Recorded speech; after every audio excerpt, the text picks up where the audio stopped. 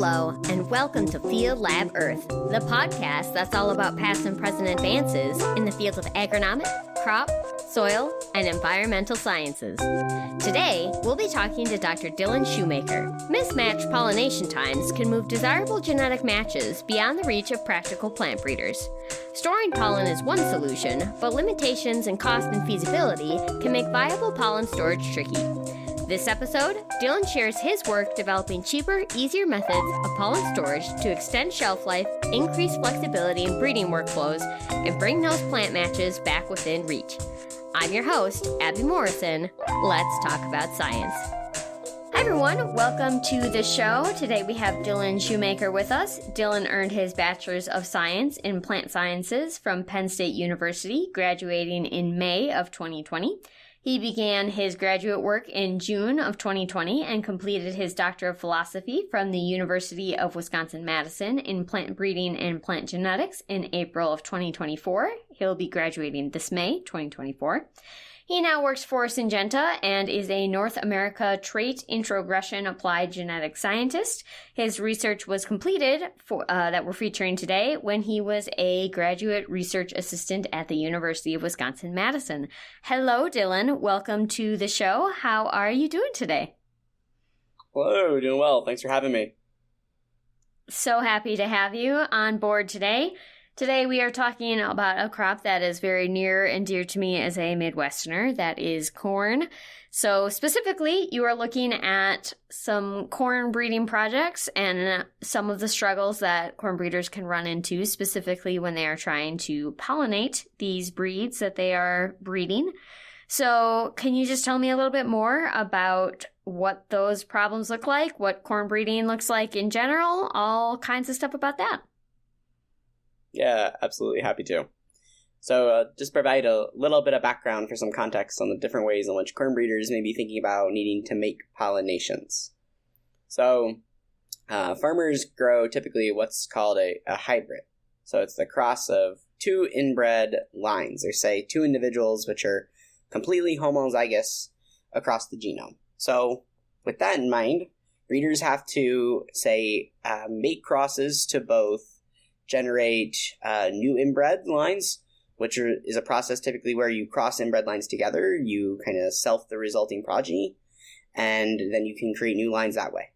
So when we do that, we're talking about a self-pollination process, so you typically have to take the pollen from the tassel, and you carry it down to the ear shoot, typically in like a little brown bag, looks like a lunch bag, although it's not, got some material on it, maybe we'll talk about later down the road, so it stays, not get damaged.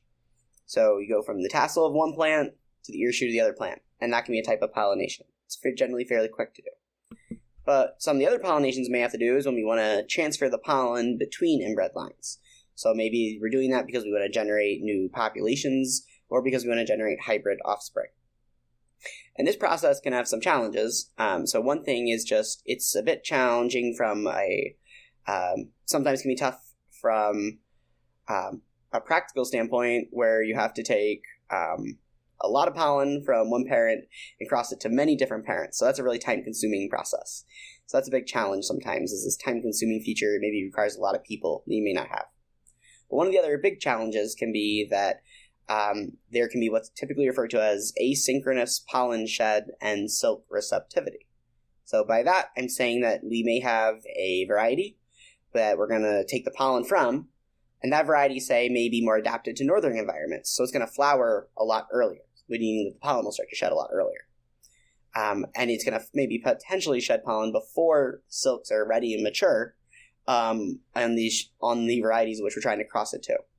So when this happens, it kind of reduces the amount of kernels which we can harvest, and if at all, we can make any pollinations, which is a big problem for breeders. It kind of limits the types of crosses in which we can do. So methods to store pollen can really help breeders kind of extend the window in the crosses in which they want to make. Sure. And people who are interested in storing pollen to help with these can run into a few different issues in doing that. So can you tell me more about that? Yeah, so I'll start by saying that the idea of someone having an interest to store maize pollen is not new.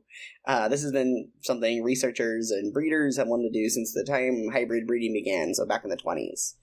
And it's because everyone's always seen it as a fact that if we could store pollen, collect it one day, and use it in for over multiple days, it would probably help improve the efficiency of our work. Unfortunately, many of the methods which have been utilized are a bit time-consuming and expensive and maybe require chemicals. So sometimes we can do methods where we collect pollen, you can kind of dry it down, and then store it in, say, like liquid nitrogen, which has been shown previously to work. One of the challenges is that's not really as useful on a big, large breeding scale, where you don't really want to maybe have to lug out any liquid nitrogen to a field or carry things back and utilize that method. It can be a bit costly if you're thinking of trying to make thousands of pollinations, which is what breeders are typically thinking about. However, it's been noted before that if there are some kind of what I'm going to refer to as a substrate or a medium or just maybe basically a mix you could create, where you take some compound, mix it with maize pollen, and it can allow it to maybe maintain its viability for a smaller period of time, so maybe 5 to 10 days in this instance. So those are some methods in which breeders have used to try to store pollen. Sure. And why can people not just knock it off onto a cloth and just carry that around? What makes pollen special that it needs this special treatment and can't just hang out in room temperature conditions, things like that? Absolutely. So pollen is gonna what's said to be desiccates or maybe dies, if you will, pretty quickly when exposed to the air, and a lot of this is due to moisture loss. So keeping a sufficient quantity of moisture within the pollen granules is important to maintain viability. So that's one of the reasons it can just dry out. They can also burst, meaning the granules can pop, if you will, depending on if the climatic conditions are and then therefore they can't be used to make pollinations. But a real big reason why this is challenging from a breeding perspective is because in a corn breeding field in the summer, seed is generated in what's typically called by breeders a nursery. So in these nurseries consist of potentially thousands of different varieties, all shedding pollen at the same time. And you don't want, if you just grabbed the pollen from the one plant and walked it over to the other one, and you didn't really have it any way to cover it and make sure it wasn't other pollen in the air, you probably are going to also get pollen from that, the plant next to it, which is a very different variety, and the pollen from the plant next to that, which is a very different variety altogether. So unfortunately, the cross you're going to make is probably not going to be pure in the cross in which you'd want. So when you do collect pollen, you need to really ensure that you're only getting the pollen that you're interested in. And if you were just to kind of grab it, if you will, unfortunately, you probably have a lot of contamination. Yeah, I love this. Plant breeding always seems to bring out these really interesting facets. It's one of my favorite things to talk about on the show. So just delighted, a little bit stressed out as someone who has allergies, and so any mention of pollen just is stressful, even though I'm not allergic to corn pollen. Regardless, so you had several different facets to your research, different little sub-issues that you were hoping to look into with this. So can you tell me more about those? Yeah, I'm happy to walk you through kind of what we did and what some of our goals were of this project. So overall in our research, we were hoping to be able to develop a cost-effective and efficient protocol that would allow for what we're referring to as short-term maize pollen storage. Kind of a loose definition, if you will, for short-term. We were thinking something in the areas of, use of that day relative to maybe 20 days out. And, again, we're just kind of hoping to get something for some period of time. And it's a project that we started way back, but really our good experimental testing began in 2019. And we started using this method where we tested different, again, what I'm going to call them substrates, or different, if you will, just chemicals or powders that you could mix with pollen that would allow it to at least create a homogenized mix, such that if you were to put this mix and store it in a cool environment, say maybe for 24 hours, you could then pull it out the next day, and you would be dumping not just the substrate you're storing it with, but also some pollen granules onto those maize silks. So back in 2019, we did some good experiments to try to test and identify different substrates which would have been pretty effective. And we narrowed it down to a couple that we found that were going to work, but the number one we stuck with was a peak-based medium, if you will. And this peak product that we used is pretty similar in terms of its size to maize pollen, roughly. And that's one of the things that made it work. So back in then the next summer, so 2020, we took it to a field and we started using this method to see how long we could maybe get it to work with just some preliminary analysis. We got to work out to roughly 8 days with some degree of success, meaning we got more than 10 kernels, if you will, on the ear. And we found that it worked somewhat across different inbred lines. So we were like, okay, let's keep expanding this research. Okay, that was an interesting finding. So then the following summer, so summer of 2021, we knew we were going to have some success. So we stuck with this medium. We stuck with this protocol, which I should say is a protocol where we collect the pollen adjacent to the field from a tassel bag. So a bag placed on the top of the plant. And then we kind of take the pollen down. We sift it, if you will, or sieve it. So we take it through a couple different strainers. Just your basic kind of mesh strainer you may buy at Walmart for using in the kitchen. And then a more of a fine grade mesh, like an 80 mesh, if you will. And then we eventually collect this fresh yellow pollen. And we mix it then with about 20% pollen to 80% a peak adjacent to the field. And then we use that to make pollinations. So we were doing this process in 2021 on a very controlled basis. And we were actually interested in saying, well, could you pollinate maybe better in the morning? Or could you pollinate, at noon or something? And from a practical standpoint, pollen doesn't usually shed until about, depending on where you're at. In Wisconsin, it's roughly, 10 a.m. Basically, it's sunlight induced. It's temperature induced. So you need some heat to get the pollen to start shedding. And it's not warm enough in Wisconsin, until, like I said, roughly 10, depending on the day.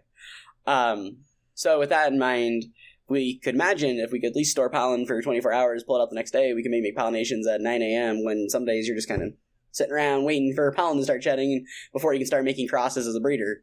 And we found the method worked. We actually had really good success around 9 a.m., which is, was pretty useful, pretty interesting to see.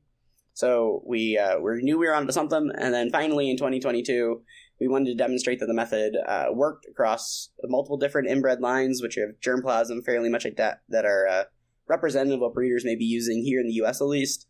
And I should say up to that point, from a practical standpoint, we knew the method worked across inbred lines, but we wanted to show it empirically in a good controlled experiment. And then we also wanted to compare this method to a control, which we define as a self-pollination. So just taking pollen from a tassel bag on the top of one plant and taking it directly down to the female part of the ear shoot of the same plant.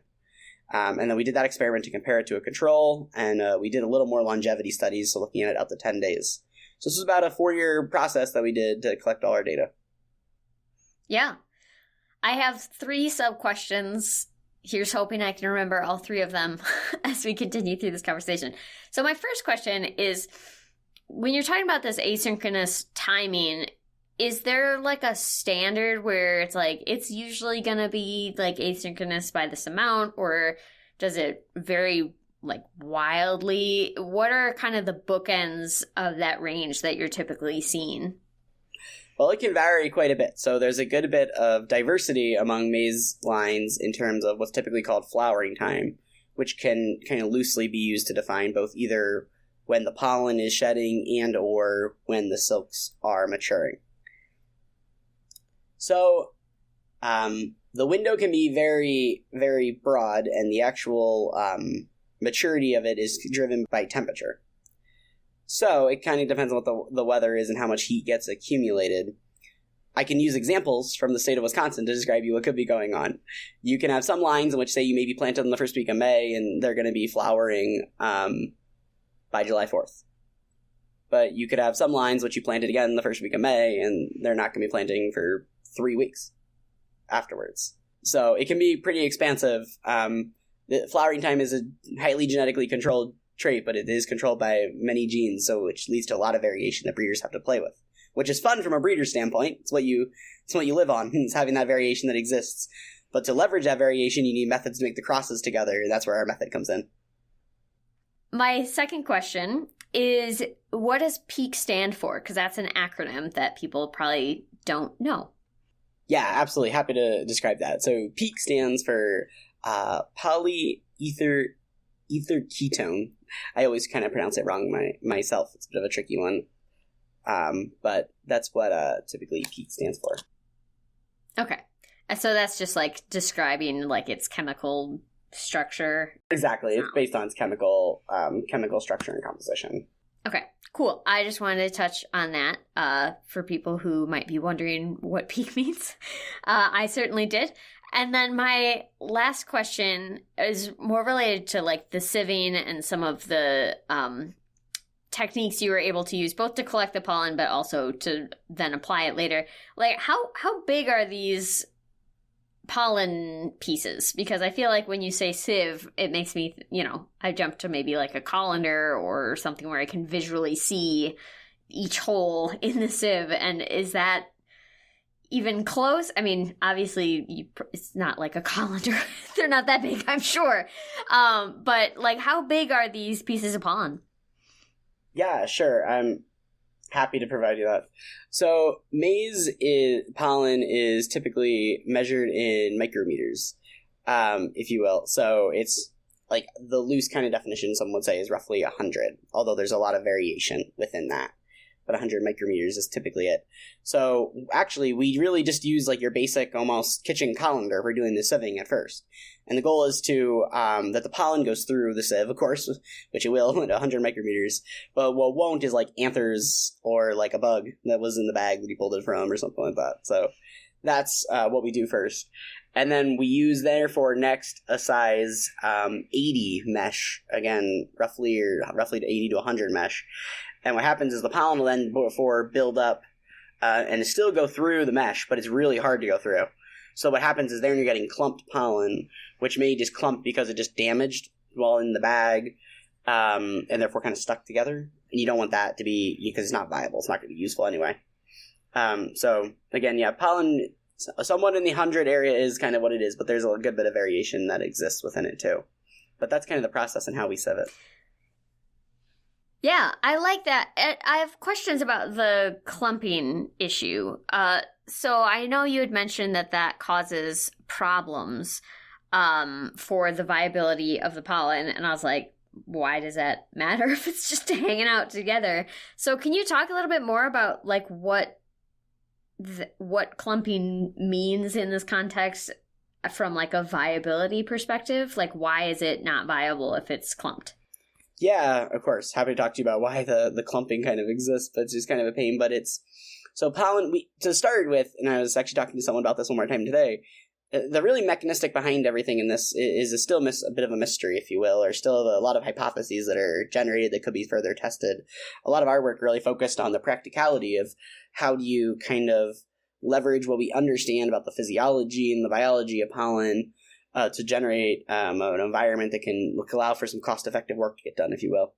But the degradation of pollen can exist for many reasons. Environmentally driven, it could be that pollen's kind of crunch bound by a bug or something that crawled in there. So the actual damage can occur for a variety. Moisture loss could be one.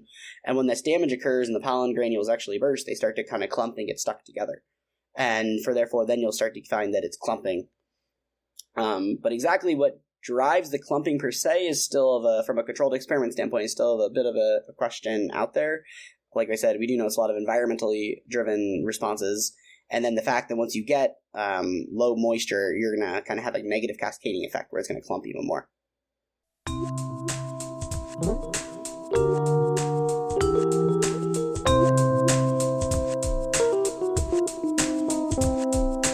Hi, everyone. I hope you're enjoying the show. Interested in learning more? Dylan's paper, A Practical Method to Improve the Efficiency of Pollination in Maize Breeding and Genetics Research, published in Crop Science, is always freely available.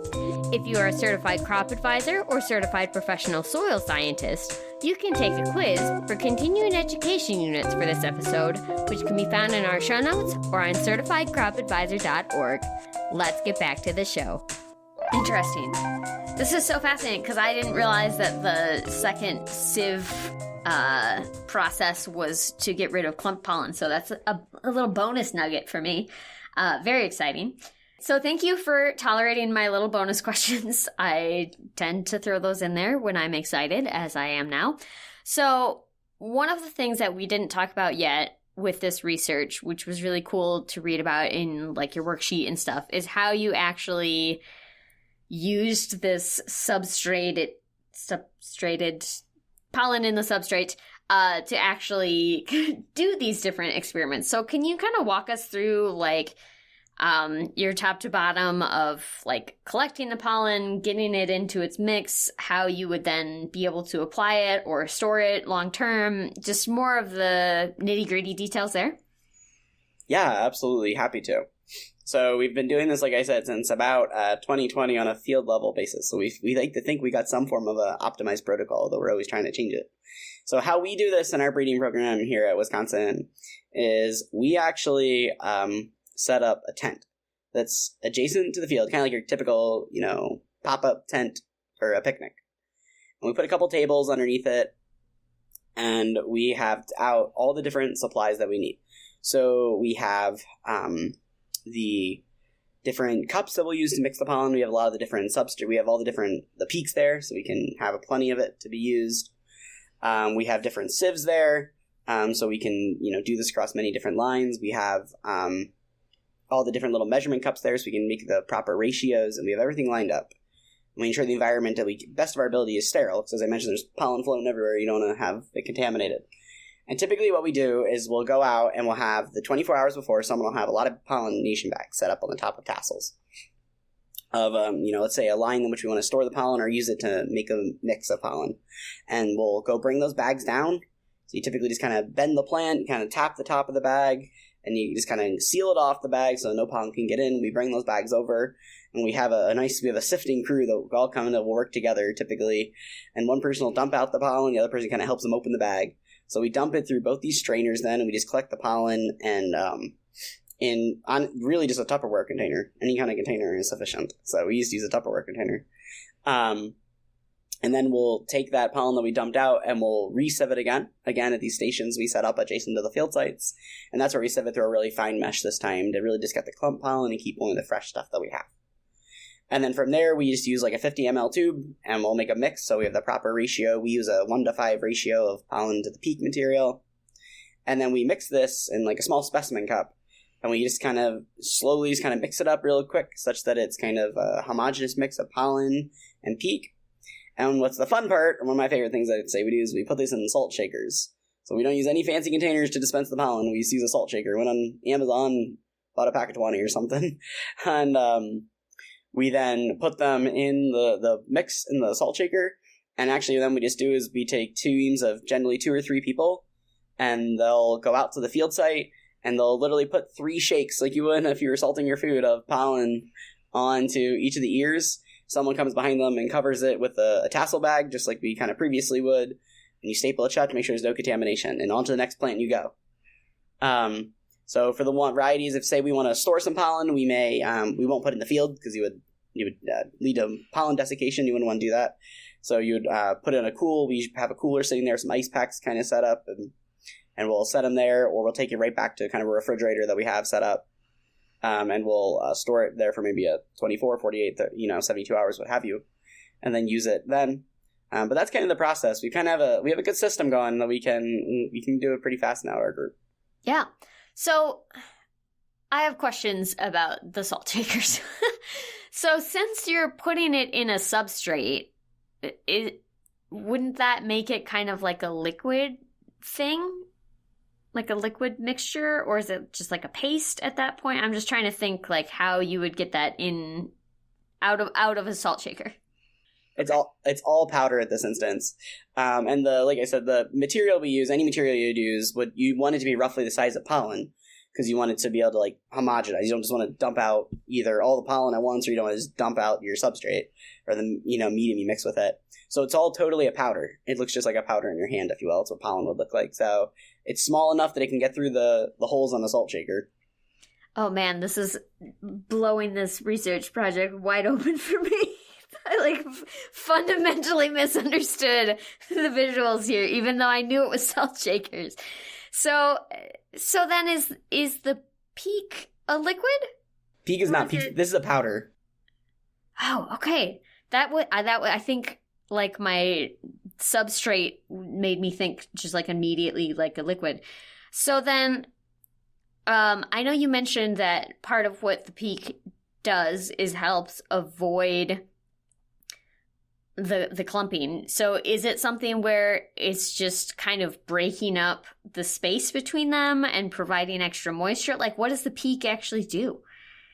The funny part is about that's a fantastic question, because that would be a great area of future research. We don't actually know a complete, honest, good experimental amount about the mechanism behind why peak is sufficient. We've had many questions of this, and I would say we're still trying to figure it out.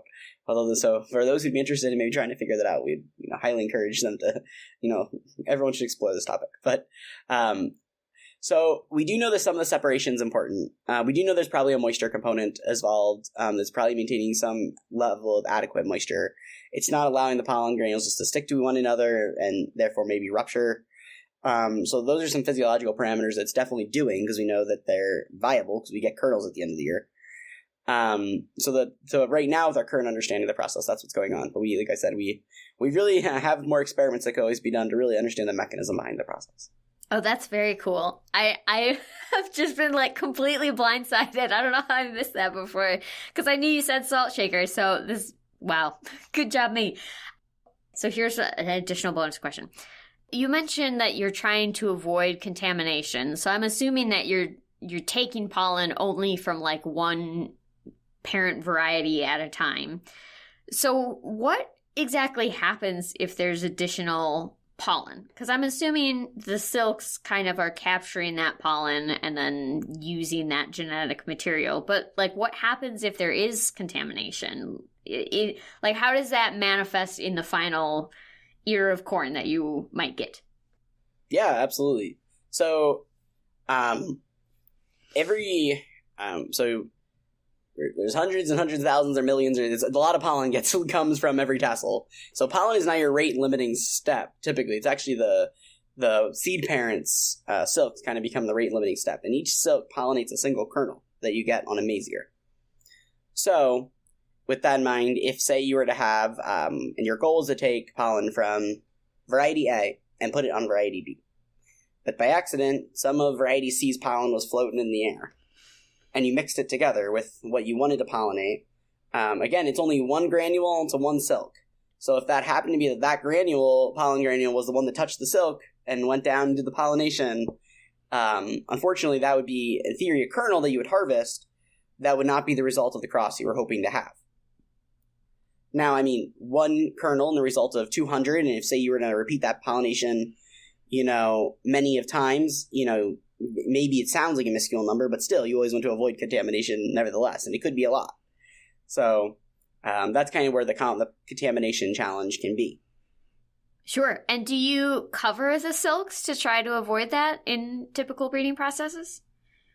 Absolutely. So a very just typical process, just as an overview, is that the first thing you actually do in the field is you cover the ear shoots. So we call it shoot bagging.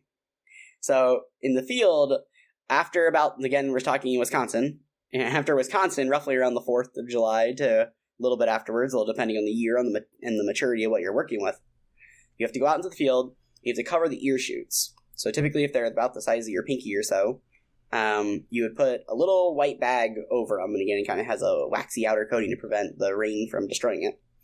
And we call it, again, like I said, shoot bagging, so you cover the shoots, and then you let the shoots mature, and eventually, when the pollen's ready, either from the plant in which you're going to do a self-pollination or from some other variety that you're going to cross onto it, that's when you do make the actual cross. So you take the shoot bag off, and you put on the pollen you want, again, whether it's from the same plant or from a different one. And then you just cover that with a tassel bag. So the bag that goes on the top of the tassel. Man, what a journey this episode is for me. I'm learning so much. This is delightful. But I will contain myself, or attempt to.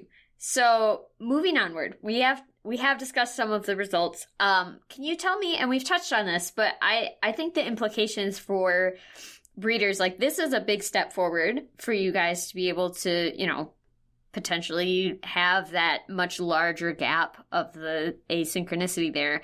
So, what are the implications for different types of people that might be touched by this research down the line? What does that look like? Yeah, happy to talk about that. So, I think there's a couple different implications and benefits of the results. So, one is the thing we talked a lot about, which is the asynchronous benefit. We can maybe stretch the crosses you're going to do. And that's big. But I think one of the more interesting and important benefits from a very practical standpoint is just the improvements to the efficiency of work. And, we tried quantifying that in our work to the best as you can, but sometimes it's even hard to quantify that unless you're out doing it every day.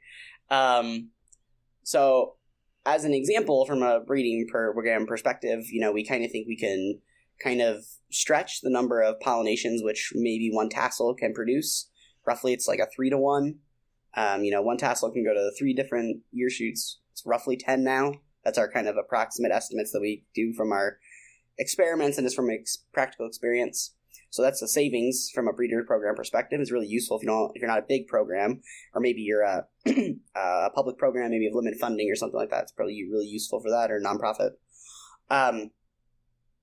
But one of the other things is just, manual labor is becoming a big rate limiting step. So the ability to kind of do more with less labor is really a benefit. So this method kind of helps and save on labor.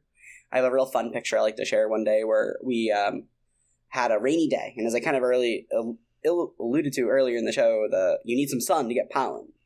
And it was like 50 degrees here in July. It was just like a terrible day. You weren't getting any pollen. But basically what we could do is we could take the tops of the tassels off the plants. We took them into the dryer room, which is really hot. It's like 85 degrees in there. And it was warm enough that the pollen granules started opening up so we could get fresh pollen. We collected it. And me and one of our workers went out to the field. We had this mix with our mix. And I have a picture of me with an umbrella over my head. And I'm like dumping pollen with an umbrella over my head onto corn plants. And we harvested them in October in like perfect rainfall. So really practical benefits if you're running a breeding program that you can think about. But I mean, seed production is a huge industry alone for corn production. A lot of times I think we think about the genetics research. We think about the breeding aspects of it, but we don't think about the last stage, which is like, how do you produce a hybrid to sell to a farmer? And that's a huge industry. And making these crosses by hand maybe is not very practical from a very big, large producer standpoint. However, there's still advantages to having more research and the benefit that you can kind of to some extent control the longevity of pollen in a cost-effective manner, just because it's a huge importance asset of hybrid breeding. Sure. I love that. This research is just so charming to me. I'm just a really big fan. So you touched a little bit on this also, but there are ongoing research initiatives to keep kind of pushing things farther along than you already have, which is already significant. So what are next steps, either for your team or others that are hoping to continue down this line? Where are they going? Yeah, there's a few, I think, next really interesting steps which would be out there. I've alluded at the one, and I'll just kind of state it, that I would like to know what is interested to know what's physiologically going on, this mechanism behind why what we'd identified worked. I think that would be, from a biologically physiology study, it would be very fascinating to know. So that is definitely one of the next questions, which I think is still yet to be explored. I think it would be interesting to just to understand how quickly we could adapt this method across different species. Pollen granules, which are probably similar in size, are probably going to be effective to use. Researchers across different cropping systems have been trying to store pollen, so maize is definitely not the only one that could benefit from this method. So I think it'd be super interesting if we could kind of look at this on a species level. And I think there's some research out there that's trying to look at this method or similar methods or other substrates that are effective across species. So those are two really, I think, important questions for future researchers that they should start to address. And then finally, from more of a broad picture question, if you will, more private engineering versus a plant question, is we use salt shakers, and it works super fast, it's super cheap, it's easy. But if you could design a way to actually have a different apparatus for holding on to the mixed pollen, say that kept it a little cooler but prevented condensation built up, you don't want any moisture or anything in the pollen, maybe that would help, reduce any pollen granules that are dying or desiccating while in the mix itself during the pollination process. So that's more of an engineering question, but I think an interesting question that if people wanted to explore, they would have a neat little thing on their hands there if they found out what it worked. Yeah, big fan of the partnership between engineering and agriculture. Huge fan whenever that comes up. So I have 3 questions left for you. The first one is, if people want to learn more about any of the stuff we've talked about today, where can they go? Yeah, absolutely. I think if people want to learn more, there's not as much research currently going on that I'm aware of it, but if you want it interesting to see, I would just say the power of kind of stored pollen in action on a large commercial scale for the impact for kind of breeders and then for generating new hybrids for farmers. There's a large company called Power Pollen out there. They've got a lot of cool tutorial videos online. They have a lot of really neat proprietary technology that they leverage. So their website may be something cool to explore. Cool YouTube videos you can find. So that's one thing. As I think I've said, I'd be happy to share any interesting pictures or something that I've generated along the way of us doing this in the field, whether we're the little stations we set up to get people working or the actual process of dumping the pollen on the silks from the salt shaker. Yeah, for sure. We will have your contact information in the show notes so people can check that out if they are interested. Second question, if people then want to take kind of that next step and get involved in any of this research or breeding processes, what can they do? Yeah, so the one good part about the method is really neat is that every piece of equipment that we use, even to the substrate itself, is available online. And the majority of it you just go to Walmart and buy, minus the actual substrate itself that we mix with it. That's and in the paper we list the dealer and things like that for the specifics. But I think for those, I recently read a book about gardening, breeders who are home gardener hobbyists and stuff like that. I think this method could be probably interesting to them. And like I said, you go to Walmart and probably pick up the products, and most of the products in which we use for making, trying to see if you can make interesting crosses with it too. So that would be the two things which I would think about. Yeah, I love that. Third question and final question. What is one fun fact that listeners wouldn't know about you if all they had was your research? The hardest question. Right. Yeah. I can juggle. I always use that as my party factor, my fun fact, right? I can juggle. I don't know how fun that is. I can juggle. I mean, it's pretty fun. I love dogs, so that's always my fun fact, too. Yeah, that's a very fun fact. Dogs always make things more fun. Well, this has been such a delightful conversation. So thank you so much for the research that you have done to kind of take things forward and for your time today. Thanks for being rad. Thanks for having me. It was a great experience. Thanks all the listeners.